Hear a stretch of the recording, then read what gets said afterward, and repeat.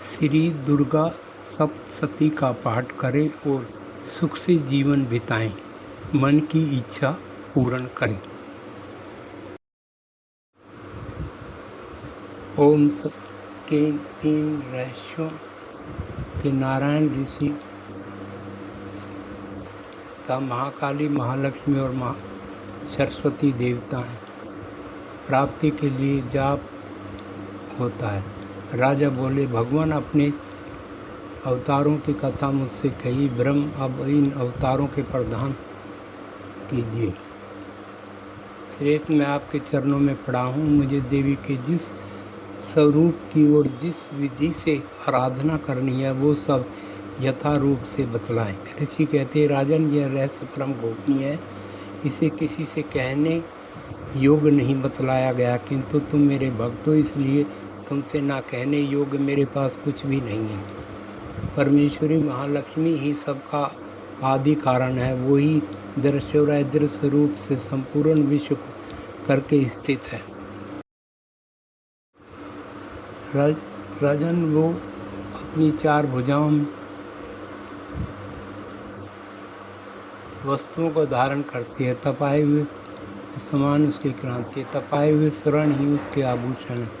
उन्होंने अपने तेज से इस शून्य जगत को परिपूर्ण किया है। परमेश्वरी महालक्ष्मी ने इस संपूर्ण जगत को शून्य देखकर केवल तमोगुणी रूप द्वारा इस धारण किया।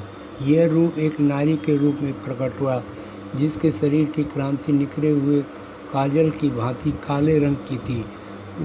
उसका श्रेष्ठ नेत्र बड़े बड़े और कम, उसकी 4 भुजाएं ढाल तलवार कटे हुए मस्तिष्क से सुभते हुए तथा मत्स्य पर मुंडों की माला धारण किए हुए थे। इस प्रकार प्रकट हुई स्त्रियों में श्रेष्ठ तामसी देवी ने महालक्ष्मी से कहा, माता जी, आपको नमस्कार है, मुझे मेरा नाम और कर्म बताएं।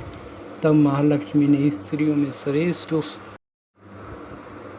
तामसी देवी से कहा, मैं तुम्हारा नाम प्रदान करती हूँ, तुम्हें जो जो कर्म है उसको भी बताती हूँ। महामाया, महाकाली, महामाया, शनिंद्र, कालरात्रि, ये सब तुम्हारे नाम है। जो कर्मों के द्वारा लोग इन नामों के द्वारा तुम्हारे कर्मों को जानकर जो उसका पाठ करता है वह सुख भोगता है।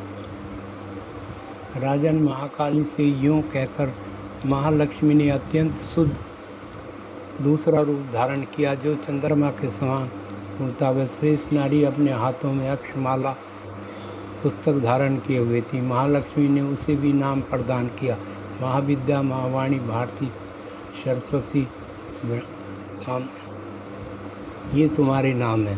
तद महालक्ष्मी ने महाकाली और महासरस्वती से कहा, देवी, तुम दोनों अपने अपने गुणों के योग स्त्री पुरुषों के जोड़े उत्पन्न करो। उन दोनों में से यूँ कहकर महालक्ष्मी ने पहले स्वयं स्त्री पुरुष का एक जोड़ा उत्पन्न किया। वो दोनों सुंदर तथा कमल के आसन पर विराजमान था। उनमें एक स्त्री थी और दूसरा पुरुष। तत्पश्चात माता महालक्ष्मी ने पुरुष को इस प्रकार संबोधित किया और स्त्री को श्री पद्मा, कमला, लक्ष्मी इत्यादि नामों से पुकारा। इसके बाद महाकाली और महासरस्वती ने भी एक उनके भी रूप और नाम मैं तुम्हें बतलाता हूँ।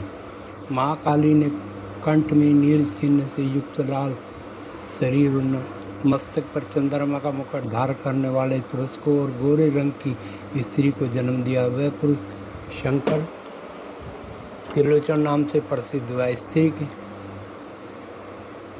नाम से हुआ। राजन, महासरस्वती ने गोरे रंग की स्त्री और श्याम रंग के पुरुष को प्रकट किया। उन दोनों के नाम भी मैं तुम्हें बतलाता हूँ। उनमें पुरुषों का नाम विष्णु, ऋषिकेश, वासुदेव और जनार्दन हुआ तथा स्त्री उमा, गौरी, सिद्धि, चंडी, शिवा इन नामों से प्रसिद्ध हुई। इस प्रकार तीनों पुरुष रूप को प्राप्त हुई। इस बात को जानने वाले लोग ही समझ सकते हैं, दूसरे इस रहस्य को नहीं जान सकते। राजन, महालक्ष्मी ने सरस्वती को ब्रह्मा के लिए पत्नी रूप में और रुद्र को गौरी और भगवान वासुदेव को लक्ष्मी दे दी। इस प्रकार सरस्वती के साथ संयुक्त होकर ब्रह्मा जी ने ब्रह्मांड को उत्पन्न किया और भगवान रुद्र ने गौरी के साथ मिलकर उसका वेदन किया। राजन, उस ब्रह्मांड में प्रधान उत्पत्ति, फिर लक्ष्मी के साथ भगवान विष्णु ने उस जगत का पालन पोषण किया और प्रलय काल में गौरी के साथ उस संपूर्ण जगत का किया। महाराज, महालक्ष्मी ही सर्व श्री है। वो ही निराकार और साकार रूप में रहकर नाना प्रकार के नाम धारण करती है। चित, महामाया आदि इन महालक्ष्मी का चाहिए केवल एक नाम महालक्ष्मी मात्र से अथवा अन्य प्रत्यक्ष आदि प्रमाण से उनका वर्णन नहीं हो सकता। प्रथम रहस्य में पराशक्ति महालक्ष्मी के स्वरूप का किया है। महालक्ष्मी ही देवी की समस्त इस प्रकार को इसके अनुसार महालक्ष्मी ही सब तारों का आदि कारण है। तीनों गुणों को भिन्न सूक्ष्म सब उन्हीं के रूप है। वह सर्वत्र व्यापक प्रिय नाम और रूप ये सब यही है। वो सच्चिदानंद में परमेश्वरी सूक्ष्म रूप से सर्वत्र वह भक्तों पर अनुग्रह करने के लिए सदा विराजमान रहती है। उनके इस क्रांति की भांति है वो चारों हाथों में धारण करती है और मस्तिष्क पर भवनेश की सहायता के अनुसार अपने सच्चिदानंद में स्वरूप में स्थित सूचक है। इसी प्रकार नाग से काल का तात्पर्य यह है कि पुरुष और काल तीनों का महालक्ष्मी ही है। महालक्ष्मी के किस हाथ में कौन सा, उसमें भी मतभेद है। राजन, पहले जिन महालक्ष्मी के अनेक नामों से कही जाती है, तमोगुणी में ही महाकाली भगवान विष्णु कही गई है। मधु और कैटव का नाश करने के लिए ब्रह्मा जी ने उन्हीं का नाम महाकाली है। रेणुका दानी ओर से नीचे के हाथ में पान, के हाथ में गदा, नीचे के हाथ में श्रीफल आदि कहकर जो कर्म दिखाया गया उसके अनुसार दानी ओर के निचले ने गदा, बाएं ओर के ऊपर वाले हाथ निचले हाथ में तमोगुणी और सतोगुणी उपाधि के द्वारा अपने दो रूप और प्रकट किए। इसके कारण से महाकाली महासरस्वती के नाम से प्रसिद्ध हुई। ये दोनों सब प्रथम चरित्र और उत्तर चरित्र के वर्ण महाकाली और महासरस्वती से भिन्न है, क्योंकि ये दोनों ही महाकाली के 10 तथा महासरस्वती के 8 भुजाएं हैं। ये हाथों में खड़ग, बाण, पातुन, मस्तिष्क और ढाल है। उसके क्रम भी सभी हाथों में अक्षमाला, अंकुश, वीणा और पुस्तक शोभा पाते हैं। इनका भी पहले क्रम है। फिर इन तीनों देवियों ने स्त्री पुरुष का एक जोड़ा काली से शंकर और सरस्वती, महालक्ष्मी से ब्रह्मा और लक्ष्मी और महासरस्वती विष्णु और गौरी को। इनमें लक्ष्मी विष्णु को, गौरी शंकर को और सरस्वती ब्रह्मा जी को प्राप्त हुई। सरस्वती विष्णु ने पालन और कार्यभार संभाला। उनके 10 मुख, 10 भुजाएं और 10 पैर हैं। वो काजल के समान काले रंग की और 30 नेत्र होती है। तो रहते हैं, यद्यपि उनका रूप भयंकर है, वो अपने हाथों में खड़ग, बाण, गदा, सूल, चक्र, शंख, धनुष आदि जिससे ऐसा कटा हुआ मस्तिष्क धारण करती है। इन अवतारों का क्रम इस प्रकार है, ये क्रम दिखेगी। ये महाकाली भगवान विष्णु की आराधना करने पर अपने उपासकों के अधीन कर लेती है। संपूर्ण देवताओं के अंगों से वो अत्यंत महालक्ष्मी है। उन्हें ही त्रिगुणी बनते हैं। वो ही महिषासुर का मर्दन करने वाली। उसका मुख गोरा, भुजाएं श्याम और लाल रंग अजय होने के कारण उनको अपने शौर्य का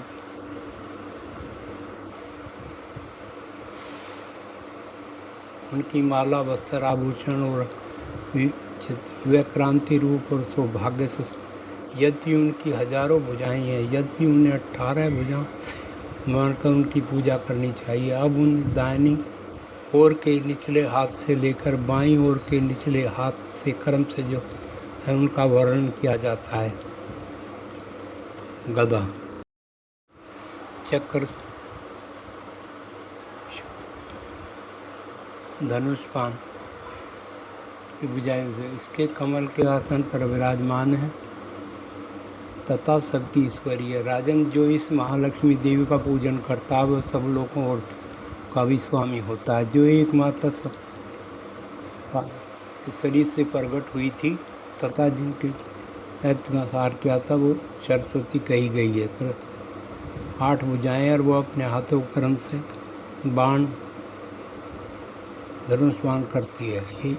ये सरस्वती देवी जो निशुंभ का मर्दन और भक्तिपूर्वक होने पर प्रदान करती है। राजन, इस प्रकार तुमसे महाकाली और तीनों स्वरूप बतलाए। अब जगत माता महालक्ष्मी की तथा महाकाली आदि तीनों मूर्ति की पृथक पृथक उपासना श्रवण करो।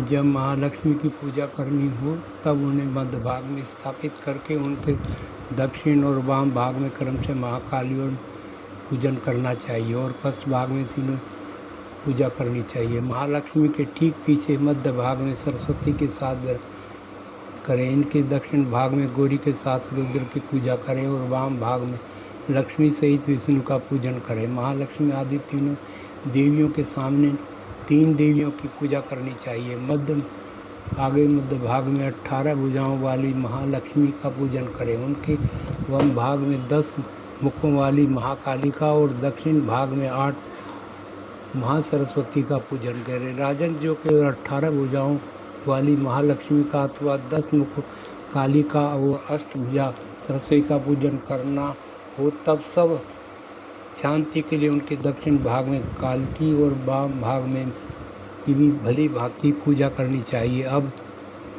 करने वाली अष्टभुजा देवी की पूजा करनी हो तब उसके साथ 9 शक्तियों का और दक्षिण रुद्र एवं वहाँ भाग में गणेश जी का भी पूजन करना चाहिए। ब्रह्माणी, विष्णु, कुमारी, चामुंडा, ये 9 शक्तियाँ हैं। नमो देवाय, इस स्रोत से महालक्ष्मी की पूजा करनी चाहिए तथा उनके 3 अवतारों की पूजा के समय उनके चरित्र में मंत्र आए उनका भी उपयोग करना चाहिए। 18 भुजाओं वाली महिषासुर महालक्ष्मी ही विशेष रूप से पूजनीय है क्योंकि वही महालक्ष्मी महाकाली कहलाती है। वही पुण्य पापों की संपूर्ण शिवरी है। जिन्होंने का अंत करने वाली महालक्ष्मी की भक्तिपूर्वक आराधना की है वही संसार का स्वामी है। अतः जगत को धारण करने वाली भगवती चंडी का अवश्य पूजा करनी चाहिए। आभूषण से गंध, धूप, दीप तथा नाना प्रकार के युक्त नैवेद्य तथा भी देवी का पूजन होता है। राजन, बलि पूजा ब्राह्मणों को छोड़कर बताई गई, इसके लिए कहीं भी पूजा का विधान नहीं है।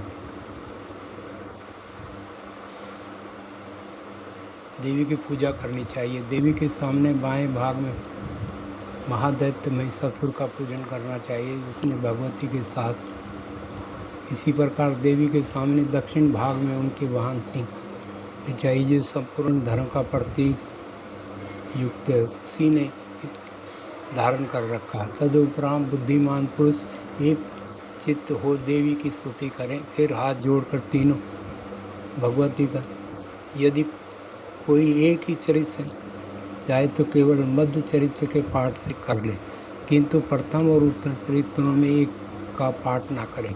आधे चरित्र का भी पाठ करना मना है। जो आधे चरित्र का पाठ करता है सफल नहीं होता। पाठ समाप्ति के बाद साधक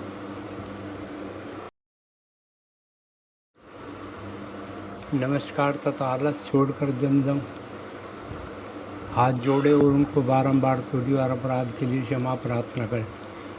600 मंत्र रूप है इसके आहुति दे, अर्थात सप्तमी में जो स्रोत आए हैं उन्हीं के मंत्रों से चंडिका के लिए हवन करें। होम के पश्चात स्थित होकर महालक्ष्मी देवी के नाम मंत्रों का उच्चारण करते हुए पुण्य उनकी पूजा करें। तत्पश्चात मन और इंद्रियों को वश में रखते हुए हाथ जोड़ देवी को प्रणाम करें और अनंत करके देवी का देर तक चिंतन करें। चिंतन करते करते उन्हीं में हो जाए। इस प्रकार जो मनुष्य प्रतिदिन भक्तिपूर्वक परमेश्वरी का पूजन करता है वो मनोवांछित भोगों को भोगकर अंत में देवी का प्राप्त करता है।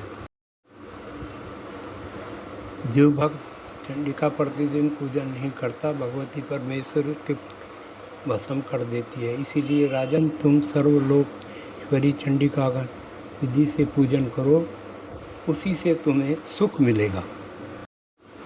जिस प्रकार से पुस्तक में लिखा हुआ है ठीक उसी प्रकार से पूजन करें।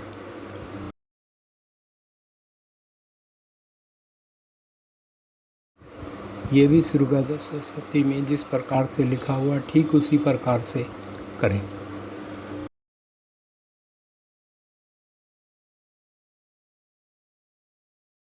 जिस प्रकार से श्री दुर्गा ठीक उसी प्रकार से पूजा पाठ करें।